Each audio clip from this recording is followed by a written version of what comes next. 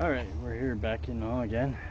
We took actually this transformer and scored it right where it needs to be cut. It has to be cut on the inner part of the transformer from like here and here, just to cut it the right way so these sides will drop right off.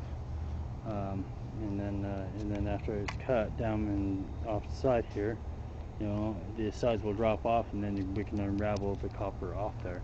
I actually got some over here that I've already done, you know, and I've actually turned around and cut the sides off that right there, and that one's a big one.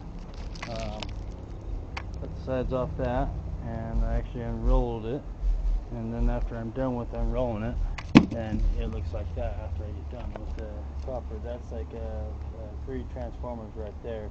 That's quite a bit of copper for 3 transformers. Probably about 20 pounds approximately, give or take. 20 pounds of copper right there, maybe more. I don't know, it's hard to say because it's pretty heavy, and I've got a scale.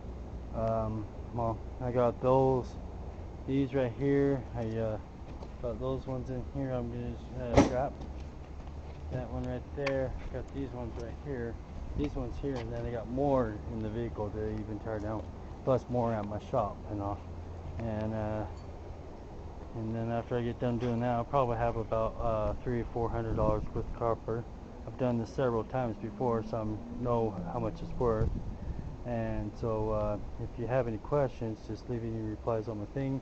Please subscribe for Mr. Computer Recycling at Mr. Computer Recycling on YouTube. I appreciate it. Thanks, and bye.